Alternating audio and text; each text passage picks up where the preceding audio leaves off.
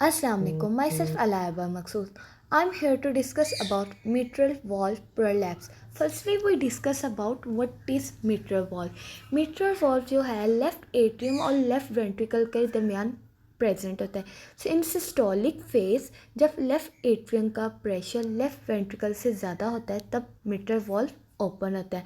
And in diastolic phase जब left ventricle का pressure left atrium से ज़्यादा होता है तब मिट्रल वॉल्व क्लोज होता है. मिट्रल वॉल्व का काम है कि वो जो ब्लड का बैक फ्लो होता है उसे वो प्रिवेंट करता है. लेफ्ट वेंट्रिकल से लेफ्ट एट्रियम की तरफ ब्लड को जाने से रोकता है. मिट्रल वॉल्व के दो फ्लैप्स होते हैं जिसे कि एक को हम इंटीरियर लीफलेट बोलते हैं और एक को हम पोस्टीरियर लीफलेट बोलते हैं. And both are supported by annulus.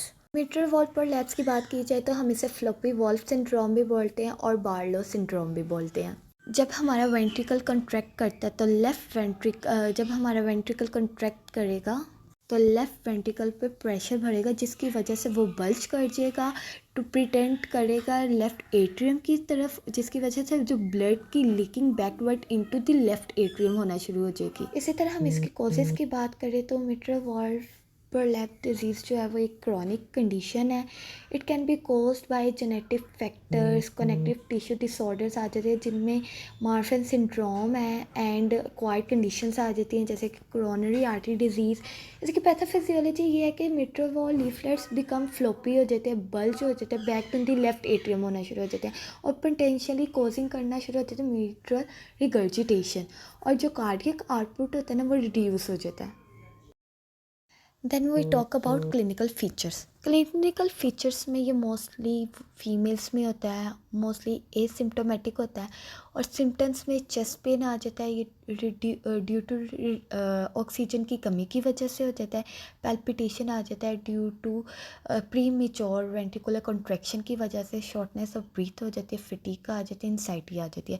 फिर अगर हम आगे फिजिकल एग्जामिनेशंस में देखें तो इसमें मिड सिस्टोलिक क्लिक आ जाता है, लेट सिस्टोलिक मरमर आ जाता है and the science of mitral regurgitation आ जाता है. मिट्रल वॉल्व प्रोलैप्स के लिए हम कुछ डायग्नोस्टिक टेस्ट करते हैं जिसमें इकोकार्डियोग्राम आ जाता है, ईसीजी आ जाता है, कार्डियक एमआरआई आ जाता है. जो इकोकार्डियोग्राम में हम विजुअलाइज करते हैं मिट्रल वॉल्व लीफलेट्स को और असेस करते हैं मिट्रल रिगर्जिटेशन को.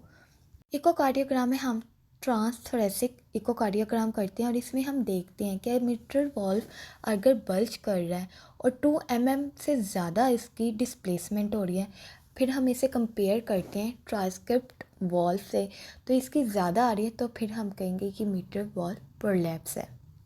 हम ईसीजी में देखते हैं कि नो स्पेसिफिक चेंजेस इसमें आती हैं कि टी वेव जो है इन्वर्जन शो होती है एंड क्यू टू इंटरवल जो होती है प्रोलोंगेशन हो जाती है. कार्डियक एमआरआई हम इसलिए करते हैं कि इसमें हम detail images of mitral valve की और लेफ़्ट वेंट्रिकल की देखते हैं. देन आ जाते हैं ट्रीटमेंट में 2 तरह के पेशेंट्स आ जाते हैं, एक एसिम्प्टोमेटिक और सिम्प्टोमेटिक पेशेंट्स. इन सिम्प्टोमेटिक पेशेंट्स में हम इनकी रेगुलर मॉनिटरिंग करते हैं और उनको फॉलोअप के लिए बुलाते हैं. सिम्प्टोमेटिक पेशेंट्स को हम बीटा ब्लॉकर्स देते हैं, एसी इनहिबिटर्स देते हैं, डायरेटिक्स देते हैं. बीटा ब्लॉकर्स क्या करते हैं कि सिम्टम्स को रिड्यूस कर देते हैं और स्लो कर देते हैं हार्ट रेट को. एसी इनहिबिटर्स जो होते हैं रिड्यूस कर देते हैं ब्लड प्रेशर को और डिक्रीज़ कर देते हैं मिट्रल रिगर्जिटेशन को. डायरेटिक्स जो है वो फ्लूइड के ओवरलोड को कम कर देते हैं और एलिवेट कर देते हैं सिम्टम्स को. फिर आ जाती है सर्जिकल इंटरवेंशन में हम जो मिट्रल वॉल्व को है ना वो रिपेयर करते हैं, नहीं तो हम उसकी वॉल्व प्लास्टिक कर देते हैं या तो हम मिट्रल वॉल्व की रिप्लेसमेंट करवा देते हैं.